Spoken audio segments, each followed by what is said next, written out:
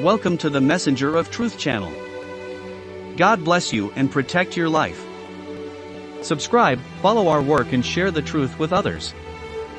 John 11.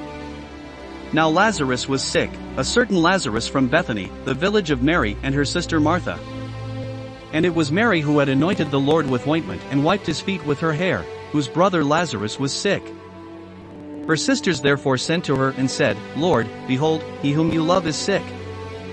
And when Jesus heard it, he said, This sickness is not unto death, but for the glory of God, that the Son of God may be glorified thereby. Now Jesus loved Martha and her sister and Lazarus. When he heard that he was sick, he stayed in the place where he was 2 days longer. After that, he said to his disciples, Let us go again into Judea. The disciples said to him, Rabbi, just now the Jews were trying to stone you.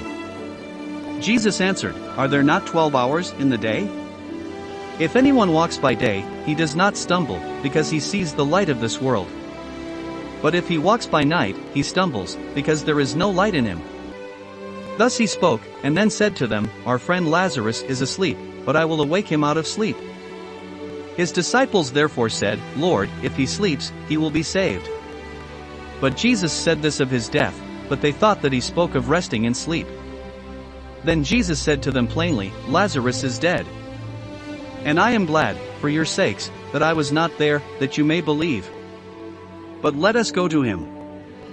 Thomas, who was called Didymus, said to his disciples, Let us also go, that we may die with him. So when Jesus came, he found that he had been in the tomb for 4 days. Now Bethany was about 15 furlongs from Jerusalem. And many of the Jews had gone to comfort Martha and Mary about their brother. Now when Martha heard that Jesus was coming, she went out to meet him, but Mary remained in the house. Martha said to Jesus, Lord, if you had been here, my brother would not have died. But even now I know that whatever you ask God, God will give you. Jesus said to her, Your brother will rise again. Martha said to him, I know that he will rise again in the resurrection at the last day. Jesus said to her, I am the resurrection and the life, he that believeth in me, though he were dead, yet shall he live.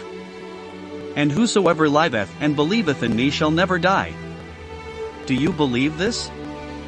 She said to him, Yes, Lord, I believe that you are the Christ, the Son of God, who was to come into the world.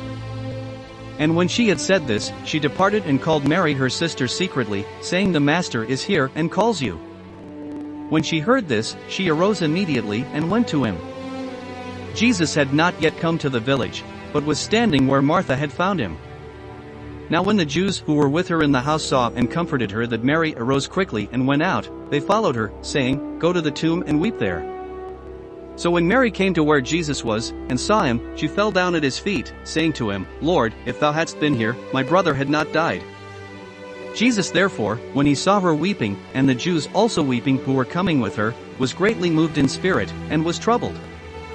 And he said, Where have ye laid him? They said to him, Lord, come and see. Jesus wept.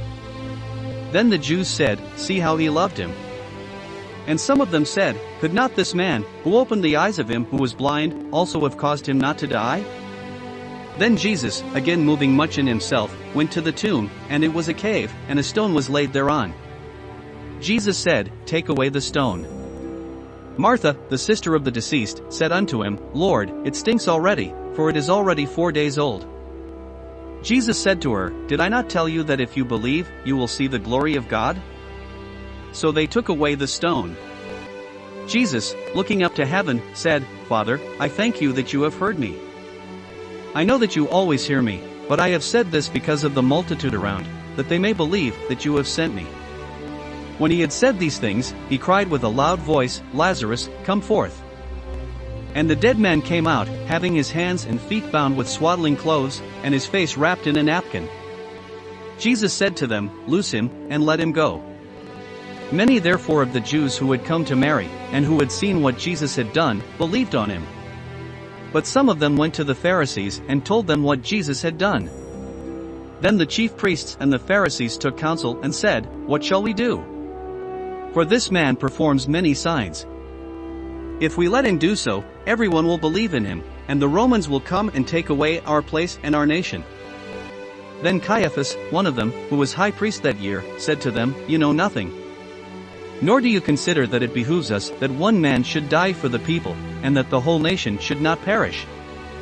Now he did not say this of himself, but, being high priest that year, prophesied that Jesus should die for the nation.